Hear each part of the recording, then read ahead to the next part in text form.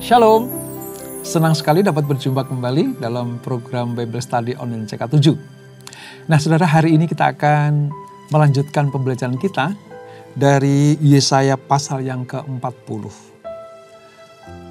Mulai dari pasal 40 ini saudara, sampai nanti di pasal ke-66. Yesaya itu dibagi dalam beberapa bagian. Nah ini bagian yang kedua. Tentang apa? Tentang berita keselamatan untuk bangsa-bangsa yang di dalam pembuangan. Khususnya bagi bangsa Israel ya, yang dibuang ke Babel selama 70 tahun. Itu mendapatkan sebuah kabar baik. Kabar tentang apa? Kelepasan. Bahwa Allah yang akan membawa mereka kembali ke negeri. Kembali kepada tanah leluhur mereka, yaitu di Israel atau di Yerusalem.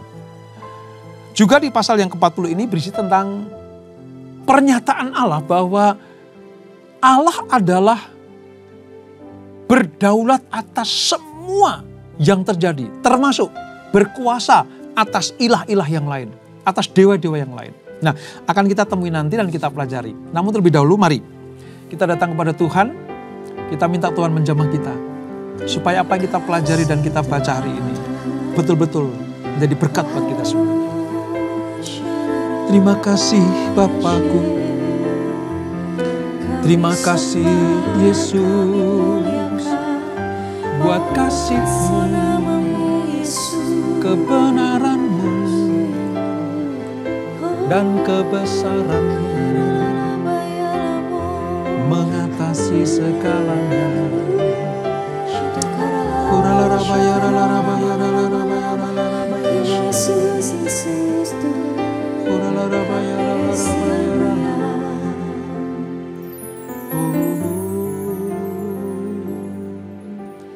Engkaulah kekuatanku, tempat perlindunganku, saat badai menerpa, aku tak akan goyah, aku tak akan goyah, sebab Kau sertaku.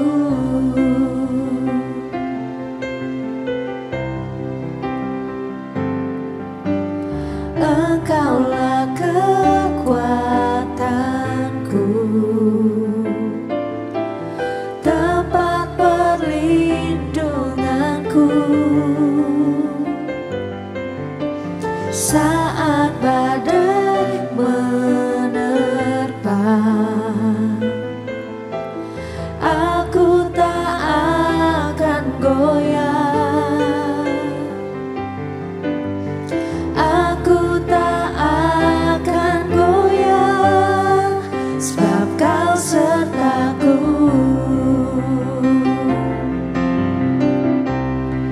Sejauh langit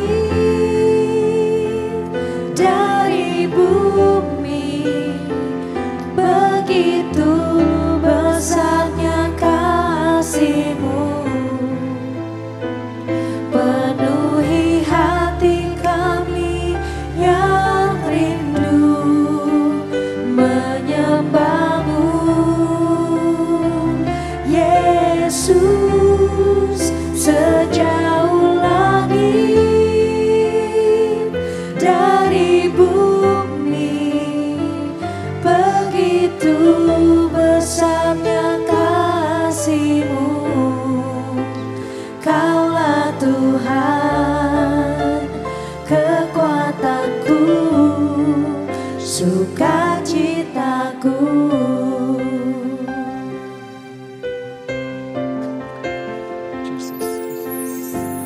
Engkaulah kekuatanku, tempat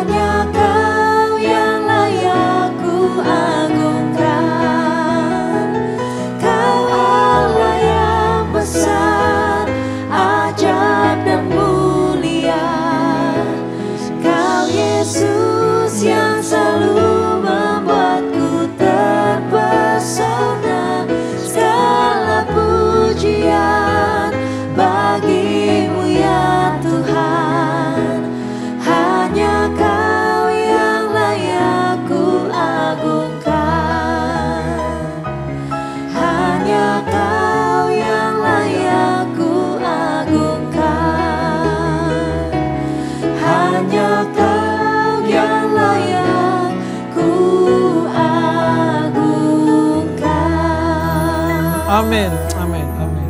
Kami akui Tuhan bahwa Engkau satu-satunya Allah yang besar, Allah yang mulia, Allah yang agung. Kau layak diagungkan. Bahkan seluruh manusia di muka bumi ini menyembah Engkau, mengagungkan Engkau, mengakui bahwa Engkau adalah Allah yang berdaulat atas segala sesuatu. Kami akan melanjutkan pembelajaran kami, urapi kami Tuhan. Di dalam nama Yesus, mari yang siap belajar firman Tuhan. Sama-sama kita katakan amin. Nah saudara, kita akan membaca beberapa ayat dari pasal 40 kitab Yesaya ini. Mula-mula ayat 1 sampai 5 terlebih dahulu. Nanti kita lanjutkan di perikop yang kedua tentang Allah di atas semua Allah. Demikian firman Tuhan, Yesaya 40, Perjanjian Lama halaman sekitar 774. Berita kelepasan. Hiburkanlah umatku, demikian firman Allahmu.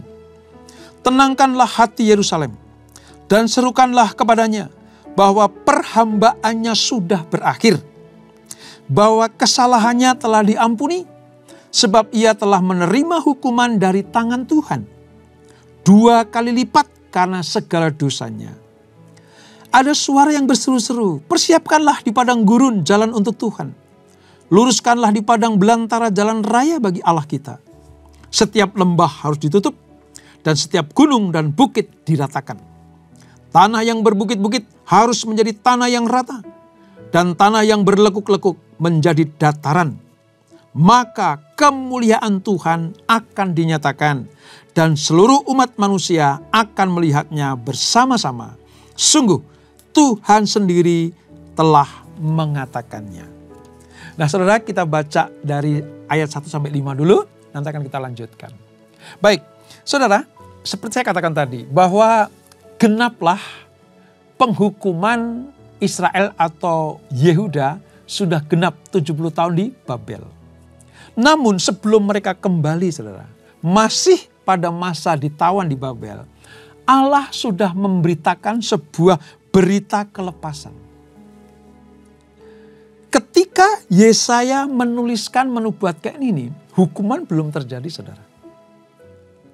Hukuman belum dilaksanakan. Tetapi nubuatan sudah disampaikan. Jadi rupa-rupanya semua pergerakan kehidupan manusia, apalagi bangsa pilihan pada waktu itu, bangsa Yehuda atau Israel pada khususnya.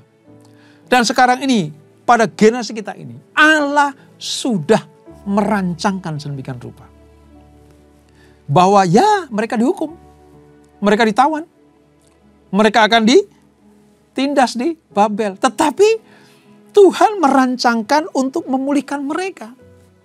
Makanya sebenarnya kalau kita tetap tinggal di dalam Allah kita, di dalam Yesus Kristus yang kita percaya sebagai Tuhan dan Juru Selamat kita, kita itu sebenarnya sudah dirancang di dalam tangannya yang ajaib itu. Itulah sebabnya mengapa kita harus tetap tinggal di dalam rancangan Tuhan itu. Nah, saudara, kata hiburkanlah dari ayat pertama ini kita sudah melihat bagaimana ketika Allah mengutus Nabi Yesaya. Ini saudara, ditulis selama tahun-tahun akhir hidup Yesaya. Ditulis ketika masa kehidupan Yesaya sudah mau berakhir.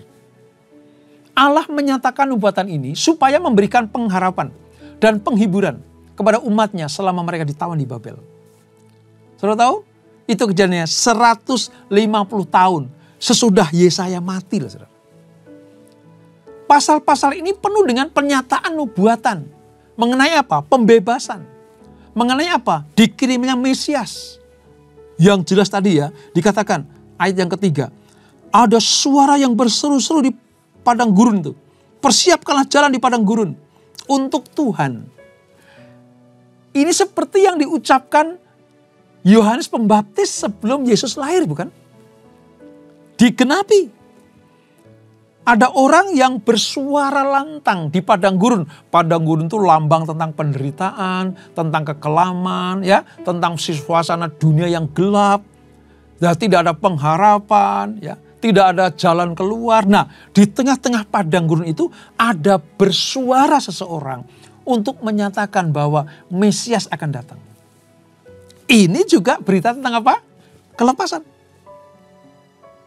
Bukankah Mesias dilahirkan ke dunia? Yesus Kristus lahir ke dunia.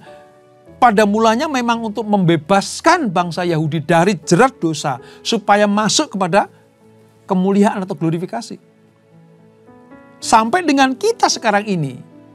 Yesus Kristus datang supaya apa? Kita yang harusnya binasa mendapatkan kehidupan yang kekal. Bukankah itu juga berita kelepasan? Maka kalimat pertama, kata pertama yang keluar dari mulut Yesus adalah hiburkanlah. Hiburkanlah. Bahwa akan ada kelepasan bagi kalian, hei orang Yehuda. Dan bagi kita ini, akan ada kelepasan buat kita semuanya ketika penindasan itu datang. Jadi sebenarnya saudara, dari pasal 40 sampai pasal 66 itu dibagi dalam 3 golongan. Secara umum nih. Yang pertama, pasal 40 sampai 48 itu menekankan tentang pelepasan. Atau lepasnya penderitaan. Khususnya bangsa Yehuda dari penindasan di Babel. Itu pasal 40 sampai 48. Nah, nanti akan kita pelajari itu. Lalu pasal berikutnya, pasal 49 sampai 57, itu bisa tentang penebusan. Penebusan. Lalu pasal 58 sampai 66 adalah pasal kemuliaan. Saudara bisa bayangkan itu. Bagaimana 3 golongan atau 3 bagian dari Yesaya 40 sampai 66 ini menyatakan bahwa ada kabar baik kepada orang yang tertindas, kepada orang yang menderita, kepada orang yang tetap taat di dalam penderitaan. Ya, karena dosa dihukum Tuhan, tapi mereka tetap setia di dalam kawasan berkat Allah. Sementara mereka ditindas, sementara mereka diperlakukan tidak adil, mereka akan mendapatkan kelepasan dari Tuhan.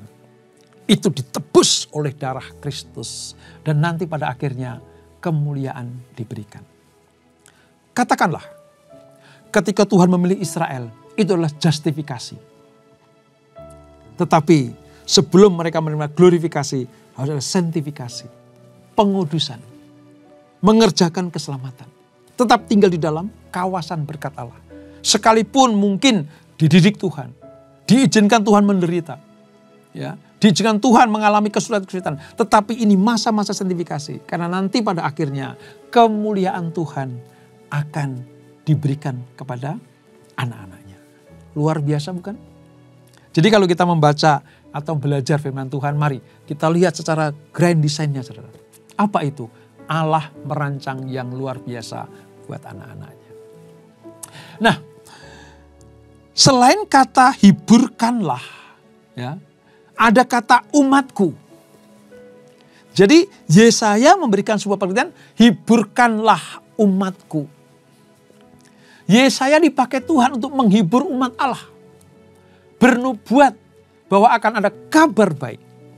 Jadi rupa-rupanya saudara, yang berhak mendapatkan pemulihan, yang berhak mendapatkan kekuatan atau kemuliaan adalah umatku, umat Tuhan. Dalam hal ini, orang yang terhisap di dalam umat Allah, itu mendapatkan janji kelepasan.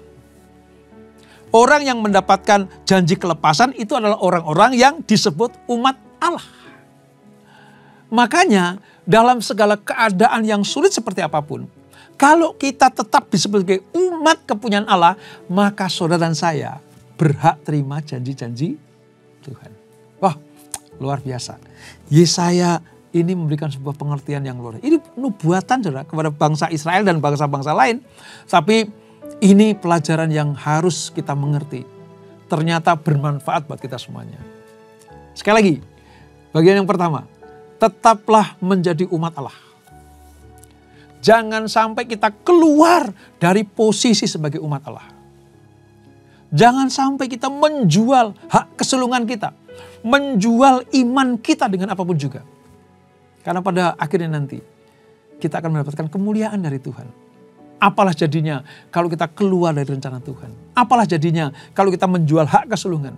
Apalah jadinya kalau kita menolak karya keselamatan, yaitu Yesus Kristus sendiri. Oleh sebab itu, tetap tinggal di dalam kawasan berkat Allah itu sendiri. Nah saudara, tadi di ayat yang ketiga ada kata, ada suara-suara yang berseru-seru di padang gurun. Ayat ini merupakan nubuatan. Ya, bahwa akan terjadi pemulihan. Orang Yahudi akan dipulihkan dari pembuangan. Lalu akan datang Mesias. Dia memberikan sebuah tawaran keselamatan. Sehingga apa? Nanti, hei orang Israel, bukan hanya kamu dipulihkan kembali ke bangsa atau negerimu, tetapi Mesias penebusmu akan lahir. Dan dia akan membawa engkau kepada kesempurnaan. Yaitu apa? Penebusan, langit yang baru dan bumi yang baru. Wow. Ini saudara. Dan ini digenapi. Yesaya 40 ayat 3 dan 4 ini digenapi dengan datangnya Yesus Kristus. Pelajaran yang kedua. Selain kita harus tetap tinggal di dalam rancangan Tuhan. Yang kedua, Yesus Kristus adalah satu-satunya penebus. Satu-satunya juru selamat. Yang membawa kita berpindah dari dunia yang gelap ini. Dunia yang akan dihancurkan ini. Kepada langit yang baru dan bumi yang baru. Yaitu Yerusalem yang baru. Surga, tempat kemuliaan itu. Oleh sebab itu, jangan pernah ditukar iman kita dengan apapun juga. Sekali Yesus tetap Yesus. Sebab apa? Sebab hanya Yesuslah yang mampu membawa kita kepada kemuliaan yang Bapa sediakan. Apa itu? Yerusalem yang baru. Nah, ini bagian yang pertama. Sekarang kita lihat bagian yang kedua. Ayat 12. Ayat 12 sampai dengan ayat 20. Saya akan bacakan buat kita semuanya. Allah di atas semua Allah. Siapa yang menakar air laut dengan lekuk tangannya? Dan mengukur langit dengan jengkal. Menyukat debu tanah dengan takaran. Menimbang gunung-gunung dengan dacing. Atau bukit-bukit dengan neraca. Siapa yang dapat mengatur roh Tuhan? Atau memberi petunjuk kepadanya sebagai penasehat? Kepada siapa Tuhan meminta nasihat untuk mendapat pengertian? Dan siapa yang mengajar Tuhan untuk menjalankan keadilan? Atau siapa mengajar dia pengetahuan dan memberi dia petunjuk supaya ia bertindak dengan pengertian? Sesungguhnya bangsa-bangsa adalah seperti setitik air dalam timba dan dianggap seperti sebutir debu pada neraca. Sesungguhnya pulau-pulau tidak lebih dari abu halus beratnya. Libanon tidak mencukupi bagi kayu api dan marga satwanya tidak mencukupi bagi korban bakaran. Segala bangsa seperti tidak ada di hadapannya. Mereka dianggapnya hampa dan sia-sia saja. Jadi, dengan siapa hendak kamu samakan Allah? Dan apa yang dapat kamu anggap serupa dengan dia? Patungkah? Tukang besi menuangnya dan pandai emas melapisinya. Dengan emas membuat rantai-rantai perak untuknya. Orang yang mendirikan arca memilih kayu yang tidak lekas busuk. Mencari tukang yang ahli untuk menegakkan patung yang tidak lekas goyang. Nah saudara, ini gambaran bagaimana Allah memberikan sebuah pengertian pertama kepada bangsa Israel, bangsa pilihan. Bahwa, hei Israel, tidak ada Allah yang sebesar Allahmu, yaitu aku. Kamu persamakan dengan apa? Siapa yang mampu menyamai Allah? Sejajar dengan dia saja nggak ada. Tadi dikatakan, nasihat manusia ingin menasihati Allah. Oh, manusia itu seperti debu. Bangsa-bangsa itu seperti setitik air dalam timba. Jadi dalam ini tidak ada yang dapat disejajarkan dengan Tuhan kita. Sebab apa? Sebab Tuhan pengen memberikan sebuah kepastian kepada bangsa Israel. Bahwa kalian adalah umat pilihan. Kalian punya Allah yang benar. Allah yang mengatasi segala sesuatu. Berdaulat atas segala sesuatu. Yang memutuskan dengan mutlak keputusannya. Tidak dapat diganggu-gugat. Tidak dapat dibatalkan dengan apapun juga. Kepada dialah kamu harus mengabdi dan memuja dan memuji. Allah sedang memberikan sebuah pengertian kepada bangsa Israel. Lewat nubuatan ini. Ayo tetap setia kepada Allah. Israel akan menyaksikan kemuliaan Allah Ketika apa? Ketika mereka dilepaskan Tuhan dari pembuangan di Babel. Tetapi sebelum itu, Allah akan menyatakan kemuliaan dan kuasanya dengan cara yang lebih hebat. Dalam diri apa? Dalam diri Yesus Kristus. Jadi dalam hal ini, ada tipologi. Ketika Tuhan melepaskan bangsa Israel atau mengeluarkan Israel, Yehuda itu dari penindasan di Babel. Seperti Yesus Kristus datang ke dunia, melepaskan kita semuanya dari penderitaan dunia ini. Kalau Yehuda dikembalikan ke Yerusalem yang sekarang ada ini, maka kita dikembalikan kepada Yerusalem yang baru. Pernah terusir dari Taman Eden, Taman Kenikmatan, maka akan dikembalikan kepada Yerusalem yang baru, yaitu tempat kenikmatan kekal sampai selama-lamanya. Tipologinya digenapi dalam diri Yesus Kristus. Ini yang harus kita imani, saudara. Ini yang harus kita pegang baik-baik. Maka saya katakan, penderitaan seberat apapun, bahkan mungkin penganiayaan yang menakutkan sekalipun, jangan pernah melepaskan iman kita kepada Tuhan. Jangan pernah menukar apapun dengan dunia ini yang sementara. Sebab apa? Orang yang menanti-nantikan Tuhan akan mendapatkan kekuatan yang baru. Kita baca ya di ayat yang ke-31. Ini luar biasa, saudara. Ayat 31 bilang begini. Pasal 40 ayat 31. Tetapi orang-orang yang menanti-nantikan Tuhan mendapat kekuatan baru. Mereka seumpama Raja Wali yang naik terbang dengan kekuatan sayapnya. Mereka berlari dan tidak menjadi lesu. Mereka berjalan dan tidak menjadi lelah. Wow, ini berita penghiburan dan kelepasan yang luar biasa dari Tuhan kepada bangsa Israel lewat Nabi Yesaya. Nah, pada zaman kita ini, saudara, Tuhan sudah menggenapinya dalam diri Yesus Kristus. Berharap kepada Tuhan, itu artinya mempercayakan sepenuhnya hidup kita di dalam tangannya. Hal itu meliputi apa, saudara? Semua aspek kehidupan kita. Kita sebagai apa? Sebagai bisnismen, pengusaha, hamba Tuhan, ibu rumah tangga, atau karyawan, pelajar dan mahasiswa, semuanya harus mengakui bahwa Tuhanlah yang merancang kehidupan kita. Orang yang berharap kepada Tuhan sang perancang hidup itu, Tuhan menjanjikan apa? Diberikan kekuatan untuk menyegarkan kita di tengah-tengah kelelahan, di tengah-tengah kelemahan, penderitaan dan pencobaan ini. Tuhan akan menyegarkan. Saya suka sekali dengan kata menyegarkan. Kenapa, saudara? Karena biasanya orang yang dalam penderitaan, dalam aniaya, kelelahan, ya, atau dalam himpitan hidup ini, kadang merasa kering hidupnya, merasa gersang hatinya. Kata menyegarkan artinya seperti tanah kering yang memberikan air hujan, segar kembali, ada kehidupan, ada pengharapan. Ada kemuliaan yang menanti kita. Kata menyegarkan artinya diberikan semangat yang baru. Lalu ayat 31 juga punya pengertian begini. Tuhan memberikan kemampuan kita untuk mengatasi persoalan-persoalan yang mereka hadapi. Yang sedang kita hadapi. Bagaikan Raja Wali yang terbang naik ke langit. Satu-satunya burung yang berani menghadapi badai, Raja Wali, saudara. Mengapa firman ini Allah memakai kata Raja Wali? Karena dia sedang memberikan sebuah pelajaran buat kita semuanya.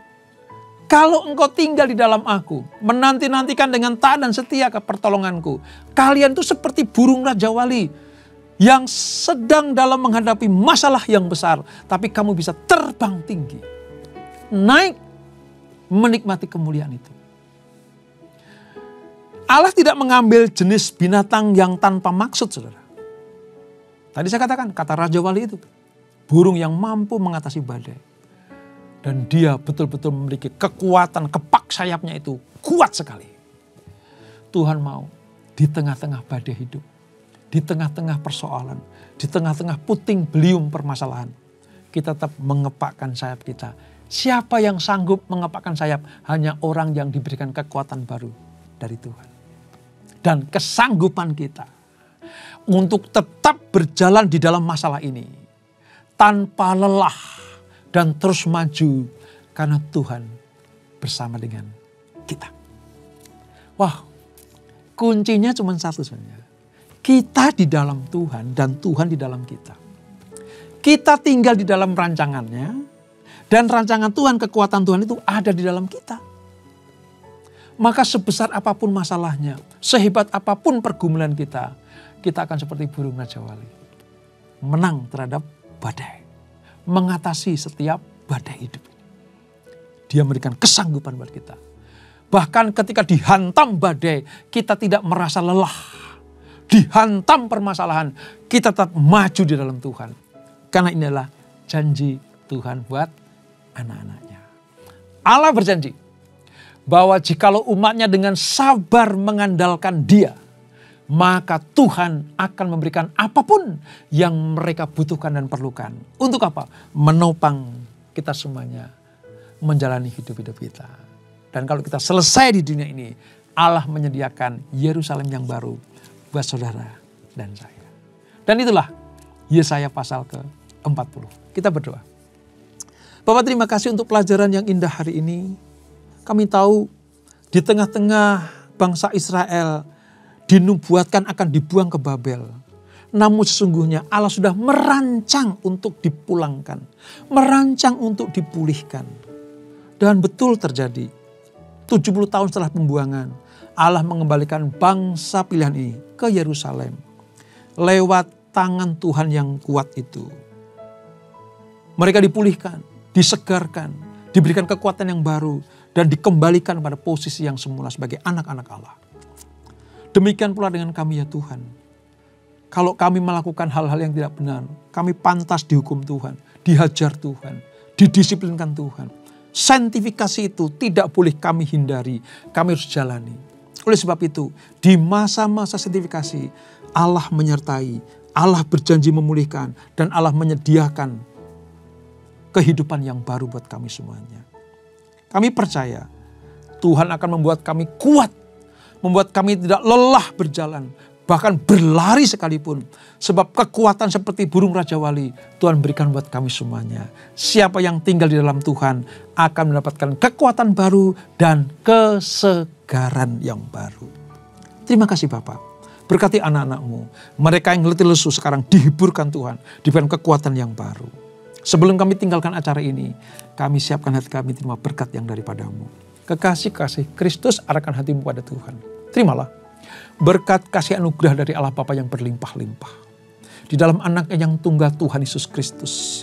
Dan persekutuan yang manis dan Roh Kudus menyertai kita semuanya. Mulai saat ini sampai Maranatha. Yesus datang yang kedua kali menjemput kita semuanya. Bertemu di awan-awan yang permai. Menikmati kemuliaan kekal sampai selama-lamanya. Yang diberkati, sama-sama kita katakan amin. Tuhan Yesus memberkati.